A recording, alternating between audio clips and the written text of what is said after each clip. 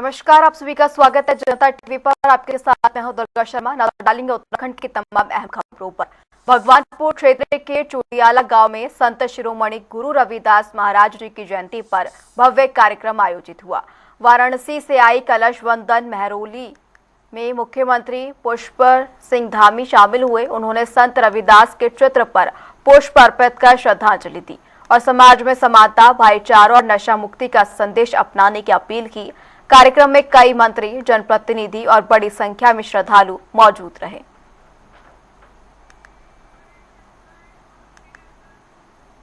उत्तराखंड में 2027 विधानसभा चुनाव को लेकर राजनीतिक गतिविधियां तेज हो गई हैं। देहरादून स्थित आरएसएस कार्यालय में बीजेपी और संघ के शीर्ष नेताओं की समन्वय बैठक में चुनावी रणनीति पर मंथन हुआ, जिसमें मुख्यमंत्री पुष्प सिंह धामी और बीजेपी के राष्ट्रीय संगठन महामंत्री बीएल संतोष शामिल रहे।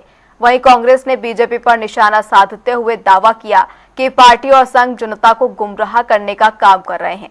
प्रदेश चुनाव अभियान समिति के अध्यक्ष प्रीतम सिंह ने कहा कि कांग्रेस रणनीतिक तैयारी कर रही है और इस बार विधानसभा चुनाव में कांग्रेस सरकार बनाएगी। देखिए, कांग्रेस तो चुनाव लड़ने का काम करेगी और मजबूती के साथ करेगी। हम चुनाव लड़ने के लिए पूरी तरीके से तैयार हैं। ऐसा नहीं कि बीजेपी तैयार कर रही है। आपको बीजेपी की तैयारी ज़्यादा दिखती है, कांग्रेस की तैयारी आपको कम दिखती है। तो एक ही चश्मे से दोनों को देखा करें आप। और मैं दूसरी बात स्पष्ट करना चाहूँ, संघ जा रहा, क्या कहना जा रहा? संघ तो जो है, जब अयोध्या में मंदिर बन रहा था, अक्षत के चावल लेकर के घर घर गया थे कि नहीं गया? तब पीले रंग के चावल आपको भी दिए होंगे। फिर चंदा एकत्रित किया। चंदा एकत्रित करने के बाद पूरी दुनिया से जो चंदा आया, मंदिर निर्माण कितना चंदा आया, मंदिर निर्माण में कितना खर्च हुआ, संघ तो ये इसका हिसाब भी नहीं दे रही, बीएचपी इसका हिसाब भी नहीं दे रही। उसके बाद आपके सामने जो चंपत हो गए, चंपत राय, उन्होंने 10 रुपए की जमीन खरीदी और 10 मिनट बाद जो है 100 रुपए में बेच दी। चलिए अब नजर डालेंगे इसी बीच आ रही एक बड़ी खबर पर। बड़ी जानकारी, उससे आपको रूबरू करा दें। बड़ी खबर, बड़ी जानकारी। 11 अगस्त तक देहरादून में ट्रैफिक डायवर्जन लागू रहेगा। कांवड़ यात्रा को लेकर नया ट्रैफिक प्लान लागू। देहरादून पुलिस ने इसके लिए एडवाइजरी जारी की है। आम नागरिकों से नियम मानने की अपील की गई है। बड़ी जानकारी दे दें आपको, 11 अगस्त तक ट्रैफिक डायवर्जन लागू रहेगा। नो पार्किंग में वाहन खड़े करने पर कार्रवाई भी की जाएगी। यात्रा के दौरान रूट बदलेंगे कई। जानकारी दे दें, कांवड़ यात्रा की शुरुआत के साथ ही रूट डायवर्जन कर दिया गया है। 11 अगस्त तक देहरादून में ट्रैफिक डायवर्जन लागू रहेगा। कांवड़ यात्रा को लेकर नया ट्रैफिक प्लान अब लागू किया गया है। जानकारी दे दें, देहरादून पुलिस की ओर से एडवाइजरी भी जारी की गई है ताकि आम नागरिकों को परेशानी ना हो और ट्रैफिक एडवाइजरी मानने की अपील भी आम नागरिकों से की गई है।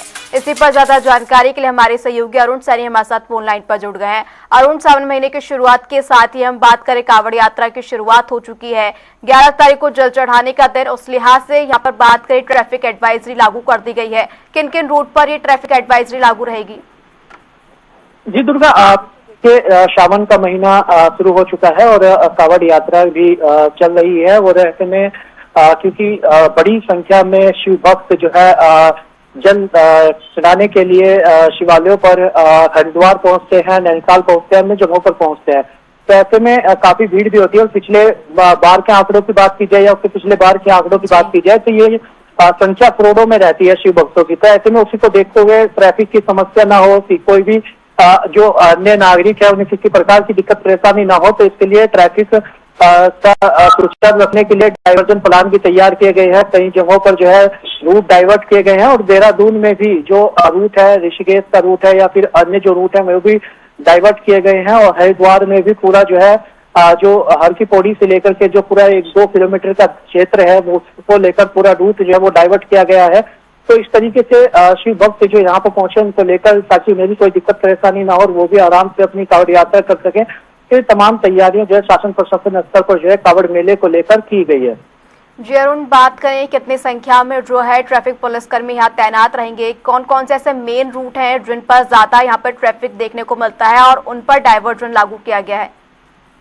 जी देखिए, अमूमन तौर पर तो जो ज्यादा ट्रैफिक देखने को मिलता है वो हरिद्वार में ही देखने को मिलता है। और हरिद्वार में भी जो है जो हरिद्वार शुरू होता है, चाहे वो शंकर आश्रम से लेकर के जो हर की पौड़ी तक का पूरा आगे का क्षेत्र है, वहां तक जो है काफी जाम की स्थिति बन जाती है। और ऐसे में पुलिस फोर्स पूरी तैनात की गई है। कावड़ मेले को लेकर पहले से ही तमाम तैयारियां शासन स्तर पर की गई थी।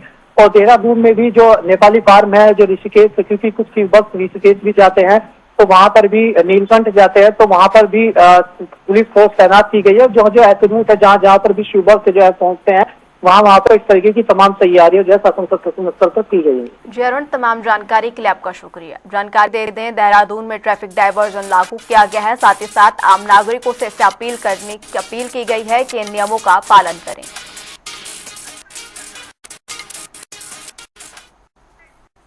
चलिए नजर डालेंगे इसी बीच आ रही एक और बड़ी खबर पर। बड़ी जानकारी उससे आपको रूबरू करा दें। देहरादून से ये बड़ी खबर। देहरादून में चक्राता रोड पर भीषण आग लगी, धुएं का गुब्बार दूर तक दिखाई दिया। चक्राता से ये बड़ी खबर। आग के कारणों की जांच जारी है। आग लगने का कारण स्पष्ट नहीं हो सका है। घंटा घर के पास ही अचानक भीषण आग लगी है। जानकारी दे दें, घंटा घर के पास ही आगजनी की घटना। देहरादून में चक्राता रोड पर ये आग लगी है। किस वजह से ये आग लगी यह भी जांच का विषय। वहीं दूर तक धुएं का गुब्बार देखने को मिला। जानकारी दे दें, आग के कारणों का अभी तक पता नहीं चल सका है। घंटा घर के पास अचानक ही ये आगजनी की घटना हुई। ये तस्वीरें भी आप तक दिखा रहे हैं, जहां देहरादून में चक्राता रोड पर अचानक ये आग लगी। धुएं का गुब्बार दूर तक ही दिखाई दिया, जिससे अंदाजा लगाया जा सकता है कि कितनी भयानक ये आग। हालांकि आग के कारणों का पता नहीं चल सका है, किस वजह से ये आग लगी ये अभी जांच का एक विषय है। क्या जनहानि, इस पर भी अभी जो है अपडेट आना बाकी है। जानकारी दे दें, देहरादून के चक्राता रोड की ये तस्वीरें आप तक पहुंचा रहे हैं, जहां पर अचानक आग लगी। घंटा घर के पास की ये घटना है, जहां दूर तक ही आग से निकलते हुए धुएं का गुब्बार को देखा जा सकता है। देहरादून से ये बड़ी जानकारी आपको दे दें, घंटा घर के पास अचानक आगजनी की घटना हुई।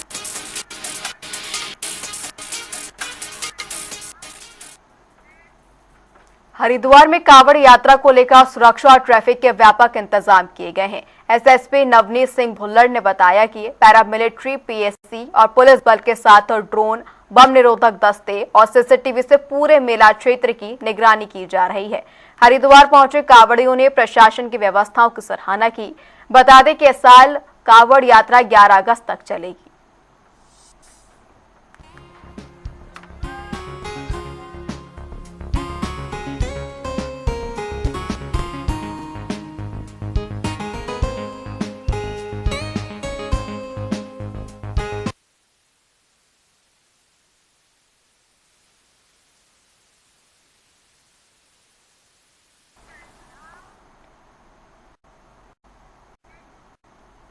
तो वहीं कांवड़ यात्रा को लेकर हरिद्वार प्रशासन ने सभी तैयारियां पूरी कर ली हैं। गढ़वाल आयुक्त आनंद स्वरूप ने बताया कि बड़ी संख्या में कांवड़िए हरिद्वार पहुंचकर गंगा जल भरने के बाद अपने गंतव्य की ओर रवाना हो रहे हैं। श्रद्धालुओं की बढ़ती भीड़ को देखते हुए सुरक्षा और यातायात के विशेष इंतजाम किए गए हैं। यात्रा मार्ग पर मजिस्ट्रेट और पुलिस अधिकारियों की तैनाती की गई है, जबकि संवेदनशील क्षेत्रों में ड्रोन से निगरानी रखी जाएगी। प्रशासन का लक्ष्य पूरी कांवड़ यात्रा को सुरक्षित, सुचारू और सुव्यवस्थित ढंग से संपन्न करना है। यद्यपि कांवड़ यात्रा के जो श्रद्धालु हैं वो लोग आना प्रारंभ कर चुके हैं और वो जल भर के लिए भी जा रहे हैं, तो कल से औपचारिक रूप से शुरुआत उसकी हो रही है, जिसकी सारी तैयारियां पूर्ण हैं हमारे यहाँ। और उसकी निगरानी के लिए मजिस्ट्रेट और पुलिस अधिकारियों की तैनाती की जा चुकी है और पुलिस विभाग द्वारा ड्रोन आदि के माध्यम से भी उनकी निगरानी की जाएगी। तो हम लोग पूरी तरह से तैयार हैं और किसी भी प्रकार किसी शिव भक्त को, किसी भी कांवड़ यात्री को कोई असुविधा ना हो, इसका हम लोग विशेष ध्यान रख रहे हैं। हल्द्वानी में जिलाधिकारी ललित मोहन रयाल ने तहसील और एसडीएम कार्यालय का औचक निरीक्षण किया। जांच में जमीन पैमाइश से जुड़ी फाइलों में बड़ी लापरवाही सामने आई। कई मामलों में 2 दिन का काम 1 साल से अधिक समय तक लंबित मिला। डीएम ने अपर जिलाधिकारी और सिटी मजिस्ट्रेट को जांच कर रिपोर्ट देने के निर्देश दिए और दोषी कर्मचारियों पर कार्रवाई की बात कही। ये सीमा विवाद या सीमांकन के लिए, पैमाइश के लिए भूलेख नियमावली धारा 41 में काश्तकार अपनी जो आराजी भूमि है उसके मेजरमेंट के लिए एप्लीकेशन देते हैं, तो उसमें शिकायत मिल रही थी कि वो काफ़ी लंबित हैं, विलंब से उनमें रिपोर्ट्स आ रही हैं। प्राइमरीली ऐसी कुछ रिपोर्ट्स मिली हैं कि जिसमें 1 साल में बताया जा रहा है कि इसमें इतनी फीस बनती है जो 1-2 दिन में हो जाना चाहिए। वो काम जो है असाधारण विलंब की प्रकृति में आता है यहाँ पर, जो पाया गया है। उत्तराखंड में मानसून पूरी तरह सक्रिय है। प्रदेश के कई जिलों में लगातार बारिश हो रही है। मौसम विभाग ने रुद्रप्रयाग, चमोली, नैनीताल, चंपावत, पिथौरागढ़ और बागेश्वर के लिए भारी से बहुत भारी बारिश का ऑरेंज अलर्ट जारी किया है। मौसम विभाग के मुताबिक 2 से 5 अगस्त के बीच बारिश और तेज हो सकती है। प्रदेश में अब तक सामान्य से करीब 10% अधिक बारिश दर्ज की गई है। देखिए, पिछले 24 घंटे के दौरान भी हमारे को जो है सोनप्रयाग में जो है 139 जो है मिलीमीटर रेनफॉल मिला है, जो बहुत भारी वर्षा की कैटेगरी में आता है। और 2-3 स्थानों पे हमारे को भारी वर्षा का भी रिकॉर्ड मिला है। मॉडरेट रेन काफ़ी जगह मिला है, जैसे लगभग 15-20 जगह पे जो है मॉडरेट रेन भी मिला है। तो वर्षा अगर हम देखें इस महीने का, अगर हम देखें अभी तक का, आज 30 जुलाई हो गया है, तो हमको 442 मिलीमीटर के आसपास मिल गया है, जबकि एवरेज जो है, नॉर्मल जो है, लॉन्ग पीरियड एवरेज जो है वो 403 है। तो प्लस 10% हमारा अभी चल रहा है। हरिद्वार में लगातार बारिश के बीच खड़खड़ी की सूखी नदी अचानक उफान पर आ गई। तेज बहाव में नदी के सूखे हिस्से में खड़ी 2 गाड़ियां फंस गईं। सूचना पर पुलिस और रेस्क्यू टीम ने क्रेन की मदद से दोनों वाहनों को सुरक्षित बाहर निकाला। एसपी सिटी ने लोगों से बरसात के दौरान सूखी नदी और बरसाती नालों के पास वाहन खड़े न करने की अपील की। नदी के नाम से ही है, जो कि करपात्री चौक और शमशान घाट के बीच में एक स्थान पड़ता है। सामान्य दिनों में सूखी नदी पार्किंग के नाम से वो इस्तेमाल होता है, लेकिन बारिश के समय में पुलिस के द्वारा वहाँ चेतावनी बोर्ड भी लगाए गए हैं, और जो वहाँ पे ड्यूटी है उनके द्वारा भी लगातार रोका जाता है। आज के क्रम में भी कुछ लोग जो कि शमशान घाट पे आए थे और वो क्रिमेशन करने आए थे, उसी में 2 गाड़ियां वहाँ पे उन लोगों ने अज्ञानतावश खड़ी कर दी थी। और समय जब बारिश का समय आया तो पानी आने के कारण वो उसके चपेट में आ गई। उत्तरकाशी में लगातार हल्की बारिश के चलते जनजीवन प्रभावित हुआ है। भूस्खलन और मलबा आने से गंगोत्री एवं यमुनोत्री राष्ट्रीय राजमार्ग कई स्थानों पर बंद हो गए। गंगोत्री हाईवे डबरानी के पास, जबकि यमुनोत्री हाईवे हनुमान चट्टी, वाड़िया, दुर्बिल कट, जंगल चट्टी, बनास, जीरो बैंड और सलाई बैंड सहित कई जगहों पर अवरोध हुआ। सियाना चट्टी भी सड़क पर पत्थर गिरने से यहां पर यातायात रोक दिया गया है। प्रशासन मार्ग खोलने में जुटा हुआ है और यात्रियों से यात्रा से पहले मौसम व सड़क की स्थिति की जानकारी लेने की अपील की गई है। तस्वीरें भी आप तक दिखा रहे हैं, जहां गंगोत्री और यमुनोत्री मार्ग पर भूस्खलन हुआ, जिसके बाद यहां पर यातायात बंद कर दिया गया है। कई स्थानों पर मलबा आने की वजह से यातायात को प्रतिबंध अभी लगाया गया है। उत्तरकाशी में बारिशों से ये दोनों हाईवे बंद हो गए हैं। जानकारी दे दें, लोगों से अपील की गई है, यात्रा में आने से पहले मौसम की जानकारी लें और सतर्क रहने की अपील भी की गई है। साथ ही साथ एडवाइजरी का पालन करने की भी अपील की गई है।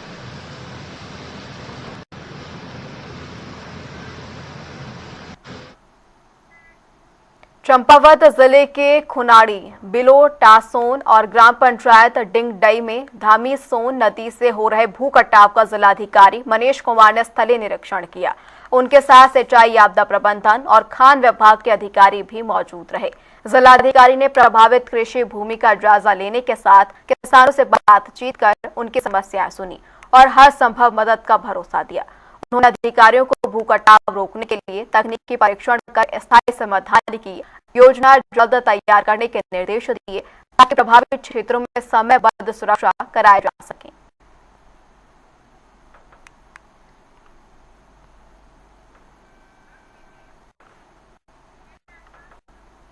हरिद्वार में लगातार हो रही मूसलाधार बारिशों से जनजीवन प्रभावित हो रहा है। भगत सिंह चौक और आसपास के इलाकों में भारी जलभराव के कारण सड़कें तालाब जैसी नजर आ रही हैं। पानी भरने से राहगीरों और वाहन चालकों को भारी परेशानी हो रही है। स्थानीय लोगों ने जल निकास व्यवस्था दुरुस्त कर जल्द जलभराव से राहत दिलाने की मांग की है।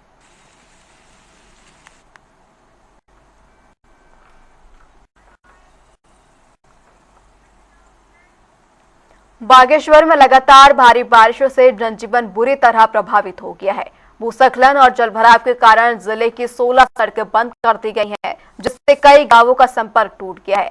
मंडल सेरा गांव में घरों में पानी और मलबा घुसने से लोगों को भारी परेशानी हो रही है। वहीं प्रशासन ने राहत कार्य तेज कर दिए हैं और एहतियातन तौर पर स्कूल व आंगनबाड़ी केंद्र बंद कर दिए गए हैं। मलबा, पानी में डूबे घर और बंद सड़कें। उत्तराखंड का बागेश्वर जिला अब आपदा प्रभावित इलाका बन गया है। मंगलवार रात से हो रही भारी बारिश ने जिले में तबाही मचाई है, जिससे कई ग्रामीण इलाकों का मुख्यालय से संपर्क टूट गया है। मंडल सेरा गांव सबसे ज्यादा प्रभावित इलाकों में से एक है, जहां नालों का पानी सड़कों और घरों में भर गया है। आप लोग देख ही रहे हैं, ज्यादा स्थिति हो रही है, ये काम चल रहा है नीचे से, लेकिन अब कब तक बनेगा उसका कोई पता नहीं है। वहाँ पर यहाँ पर हमारे घर के अंदर पानी भी घुस गया और किसी के दीवार टूट गए और दीवार टूटते और दूसरे के घर में भर गया, पूरा पानी फुल चल रहा है। आज तक कोई व्यवस्था नहीं हुई। मेरा अंदर पानी घुसा है, मैं इतना चाहती हूँ मेरा थोड़ा यहाँ पर मलबा और ठेका कर दो। अभी मेरा अंदर पानी आने का वो बंद कर दो। बच्चे अंदर लगे हैं, मैं बाहर लगी हूँ सुबह से 4 बजे से, और बच्चे मेरे अंदर ही करे हैं, वो सब पानी बाहर निकाल रहे हैं वो। और क्या करूँ फिर, मेरा थोड़ा बचाव यहाँ पर कर दो। ये 2 साल से हो गया, 3 साल हो रहे हैं, तीसरा चला है। आपदा प्रबंधन अधिकारी के मुताबिक जिले में 16 सड़कें बंद हैं। हालांकि ज्यादातर सड़कों को साफ करने का काम चल रहा है। सड़क हमारी आज 16 बंद है, वो भी 3 सड़कों को छोड़ के, बाकी सब शाम तक खुलने की पूरी उम्मीद है। मंडल सेरा में जो कुंती नाला है, वहाँ पे ऑलरेडी सिंचाई विभाग बागेश्वर के द्वारा जो है काम किया जा रहा है और वो काम थोड़ा लंबा चलेगा, तो इसलिए इस बार थोड़ी दिक्कतें ज़रूर हैं, लेकिन आगे ये समस्या जो है नहीं रहेगी। एहतियात के तौर पर अधिकारियों ने इलाके के सभी सरकारी और निजी स्कूलों के साथ साथ आंगनवाड़ी केंद्रों को भी बंद करने का आदेश दिया है।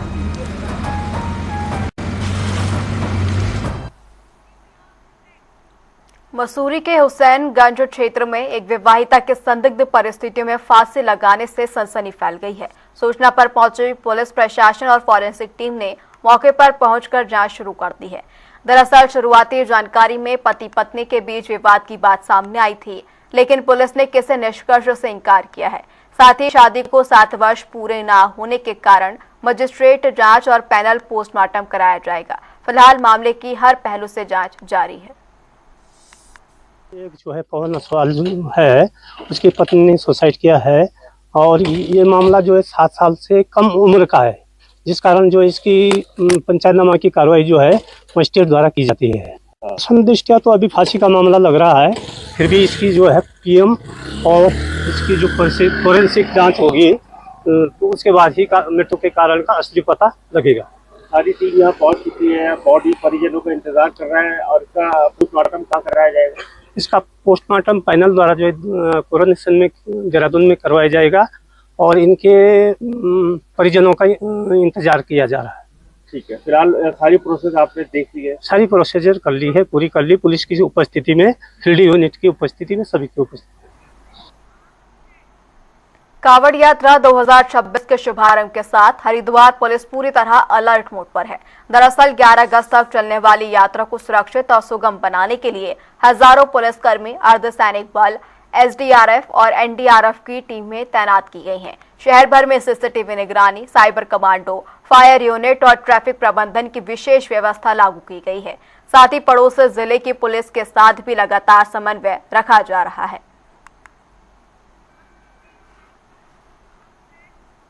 वहीं सितारगंज तहसील में विजिलेंस कार्रवाई के विरोध में राजस्व कर्मियों का आंदोलन करीब 20 घंटे बाद समाप्त हो गया है। दरअसल अधिकारियों और कर्मचारी संगठन के बीच वार्ता के बाद धरना और कार्य बहिष्कार वापस लिया गया। वहीं राजस्व विभाग ने पकड़ी गई राशि को सरकारी वसूली कहा, जबकि विजिलेंस इसे रिश्वत का मामला मान रही है। साथ ही इस मौके पर उप जिलाधिकारी ने पूरे प्रकरण में निष्पक्ष जांच का भरोसा दिया।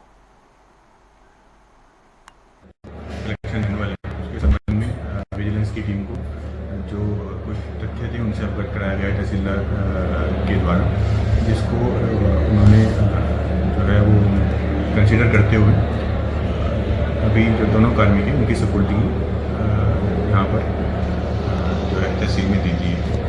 आगे की कार्रवाई उसी इस तरह से जो है वो गतिमान है। तो सर इसमें आगे केस वगैरह कोई? देखिए ये अभी तो जो है तथ्य से अवगत कराया है। जांच जो आगे का वो है वो विजिलेंस किस तरह से किया जाएगा, जो भी होगा उससे आपको हम अवगत करा देंगे। जिलाध्यक्ष अमीर शंकर और मैं आपके सारे चैनल के जो आप दर्शक हैं सबका स्वागत का अनुरोध करता हूँ। आज हमें इस मजबूरी में आना पड़ा है कि हमारा एक कर्मचारी, जो दो कर्मचारी हैं, एक बड़ा बाबू है, एक कलेक्शन अमीर है, उनका काम है रिकवरी करना, वसूली करना। उनका मेन काम है वसूली करना।